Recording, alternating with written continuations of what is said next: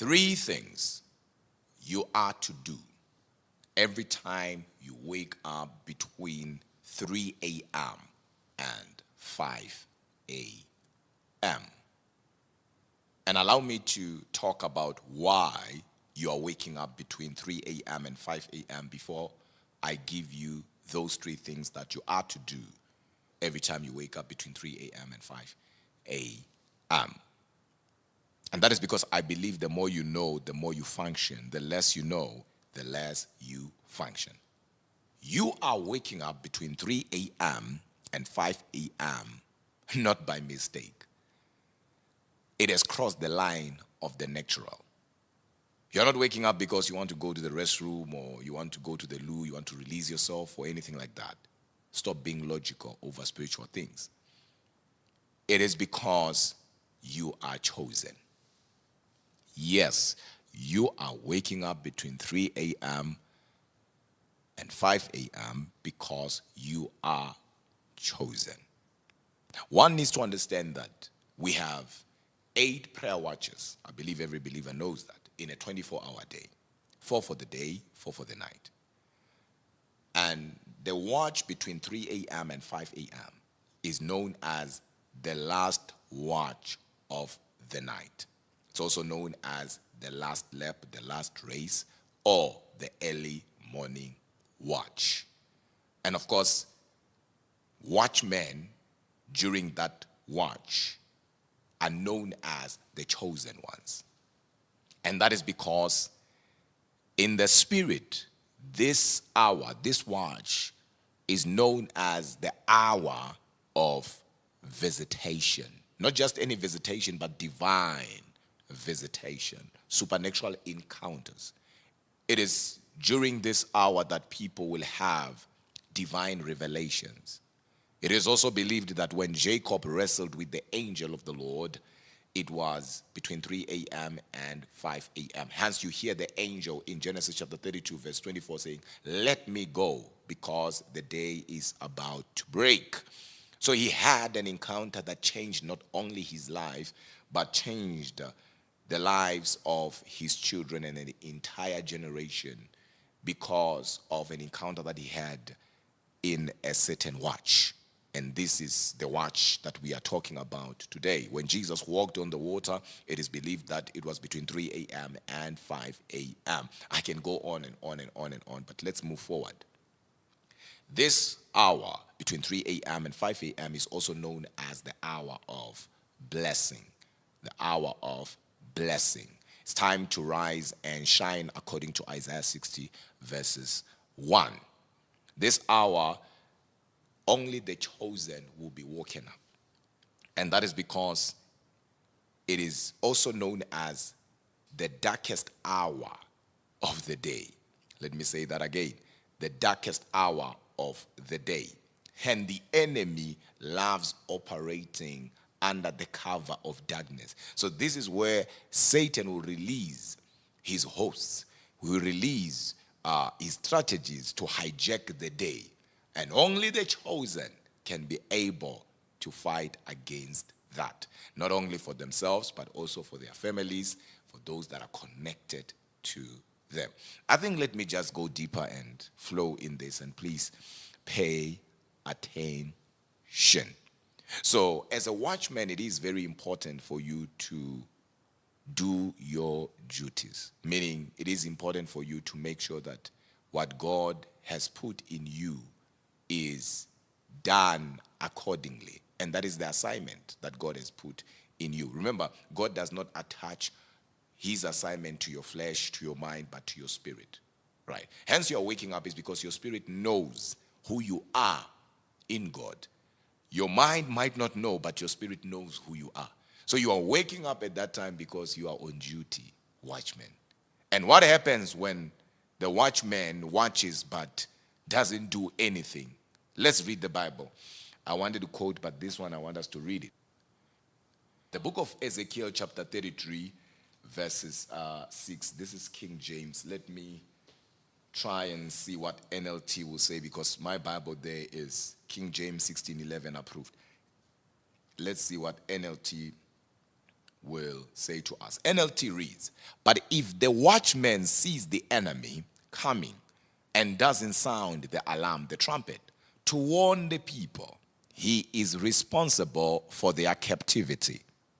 The Bible then continues to say, they will die in their sins, but I will hold the watchmen responsible for their deaths. Pay attention now. It's not the wise men who killed them, murdered them, but God is not holding the enemy responsible, but the watchman. That tells you that the watchman is a gatekeeper. The watchman's responsibility is bigger than what we think. That if lives are lost, God will come back and look for the watchman and hold the watchman responsible. Some of you don't understand that your inability to watch will cause distraction, not only in your life, but also in the lives of those that are connected to you. And some of you are called to watch over a generation. That the whole generation will begin to walk in the light of God because of you. Will begin to walk in truth because of you. Hence, it is important for you to take what we are talking about serious. Especially if you know, no jokes around it, you always wake up between 3 a.m. and 5 a.m. and you did not know why. The answer is simple. You are chosen and you are a watchman. Now, the first thing that you need to do every time you wake up between 3 a.m. and 5 a.m., number one, the very first thing that you need to do is to try and remember your last dream before waking up. Why your dream? Is because God speaks through dreams. And once you remember your dream, you will then know what to pray for. Because the mistake that chosen people, watchmen, make is to put prayer above the voice of God. And they end up praying in vain. And they end up shooting in blanks. But if you pray, yet you know what God is saying you should pray for, then you are praying from the victory point. And I believe it is important for you to hear me and hear me very well. So you need to remember your last dream. Why, Apostle? Job 33 verses 14 and 15, or even quote 16, says, God speaks once, yet twice, but men perceiveth it not. Verse 15 says, in a dream, in a vision of the night, when deep sleep falleth upon men. Verse 16 then God says, then it says, he opens, who? God, opens the ears of men and seal their instruction for the day. Meaning every time one wakes up from a dream, one wakes up from their sleep, they already have the instruction of the day. Can you believe that? Can you believe that? They already have instructions of the day. Hence, it is important for you not to ignore your dreams. It is important for you not to take for granted your dreams, because God speaks through dreams. So the moment you remember your dream, I know that there are people who are saying, but I don't understand my dreams. That's because dreams are symbolic. Not every dream is clear. Some dreams are spiritual dreams. Some dreams are spiritual visions. Some dreams are prophetic dreams, as much as we have new opinion kind of dreams, right? So not every dream will be clear as to this is what you need to do from here to here. But then you need to perceive. That's what the Bible says, God speaks once, yet twice, but men perceiveth it not. The word perceiveth it not there is the word unable to interpret what God is saying. Hence, you need to study the meaning of spiritual dreams, so that at the end of the day, you yourself know exactly what a dream that involves animals, lions, colors, numbers mean, so that you are not somebody who's everywhere but not anywhere, because God is talking to you, but you need to be able to decode that which was encoded into your spirit. So the first thing, you remember the last dream you had before waking up, and then you pray accordingly. You then pray accordingly. Because some people will be praying for their marriages, yet God is saying your marriage is not under attack. What is under attack is your finances. What is under attack is your spiritual life. What is under attack is your baby in 3 weeks from now. What is under attack is your job, is your business in 4 years from now. That's why prayer is the only thing that can go to the future and wait for us. And we see that in the book of John chapter 17 when Jesus prayed for those that will still believe in his name. So when you pray after hearing the voice of God, you are not going to pray in vain. So praying without knowing exactly what to pray for and praying in the physical, I'm not talking about praying in tongues, a different level altogether, you will end up praying in vain because you are shooting in blanks. You might be addressing an issue that needs not to be addressed.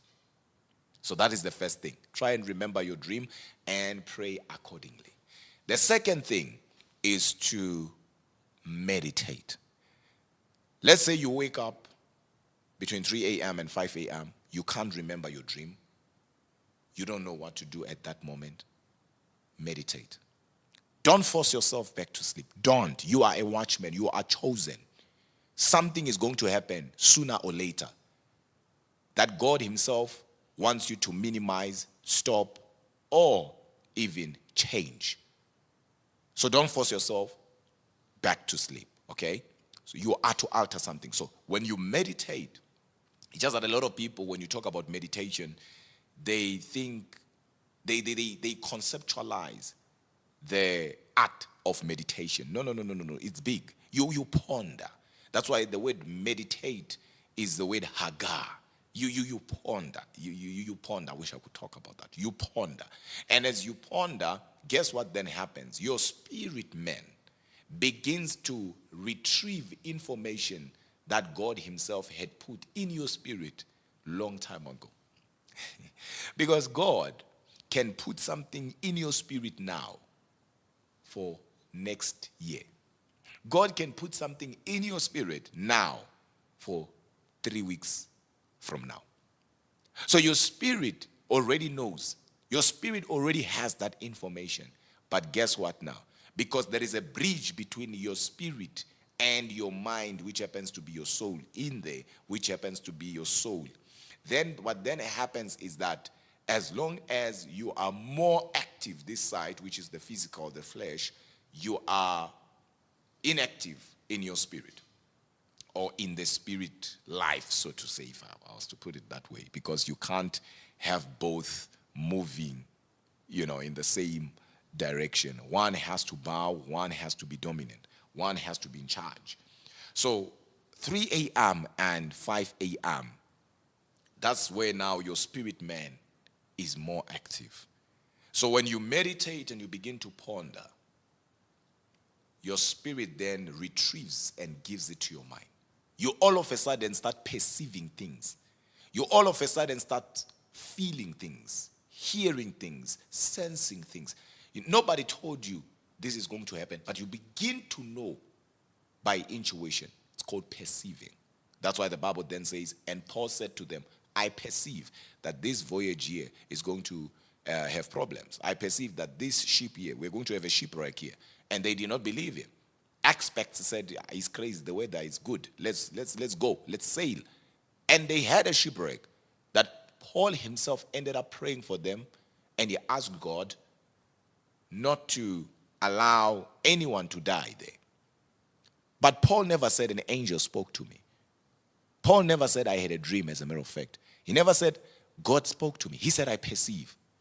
So every chosen person, every seer has that intuition, that ability to perceive. We call it inward knowledge, knowing without anybody telling you. And that is because your spirit gives it to you. Why is your spirit giving it to you? How does your spirit know? Your spirit is a part of God. And that is the same spirit that will know things without any man telling your spirit. One will say, Apostle, this is too deep. Yes, it's too deep. How did Adam know the names of the animals without God telling him the names of the animals is because his spirit was more awakened. His spirit was more alive. So without anybody telling him the names of the animals, he had the answers. He looked at a zebra, he said, you are a zebra. He looked at a lion and said, you are a lion. He looked at a crocodile and said, you are a crocodile. And he looked at a cockroach and said, yes, you are a crow, but crotch, not a crocodile. Anyway, let's flow. So it is important for you to meditate. Some of you, you begin to see even things that are happening in the lives of those that matter in your life. Some of you, you begin to know without anybody telling you, and you then pray accordingly. Then, of course, the last thing, which is the third thing that you are to do every time you wake up between 3 a.m. and 5 a.m. is to raise or make declarations. You see, when you read the Bible in the book of 1 Thessalonians chapter 5, verse 17, Paul says, pray without ceasing. And the word pray there does not mean what most people think it means. For an example, in the book of Luke chapter 4, verse 18, Jesus says, men ought to pray always and not to faint. Now we have pray here, we have pray here. Pray in Luke 4 verse 18, we have pray here in 1 Thessalonians chapter 5 verse 17. This pray and pray sounds the same, spells the same, appears the same, but does not mean the same thing. In the Bible, we have so many words that are duplicated. They sound the same, they spell the same, but they don't mean the same thing. So the pray in Luke 4 verse 18 is the word prosuke, or rather is from the Greek word prosuke. Prosuke means two-way communication. Because prayer, anyway, is not an analog but a dialogue. It's you speaking to God and God speaking to you. So that's prosuke. But the pray in 1 Thessalonians chapter 5 verse 17 is not prosuke but prosuke mai. Prosuke mai is when you are making decrees. Hence he said, pray without ceasing. Meaning make decrees without ceasing. Make declarations without ceasing. Meaning I'm in the bathroom, I'm declaring. I'm driving, I'm declaring. I'm at work, I'm muttering but declaring at the same time. Mutter means I'm saying something, people can hear me, but I can hear what I'm saying. So you are declaring even there. So when you wake up between 3 a.m. and 5 a.m., start commanding your morning. Command the day. Okay? And how do you do that? You do that by prophetically raising and making declarations. The Bible says in the book of Job, chapter 22, thou shalt decree or declare a thing, and it shall be established. As a matter of fact, let me quickly confirm that,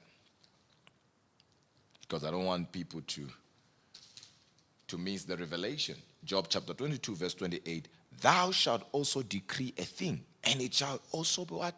Established. So every time you wake up at that time and you begin to speak things that are not as though they are established. That's what the Bible says. Speaking things that are not as though they are. So take advantage of that moment. Take advantage of that time. One will say, but how long should I pray when I wake up between 3 a.m. and 5 a.m.? And to answer you, you pray until you know it's done.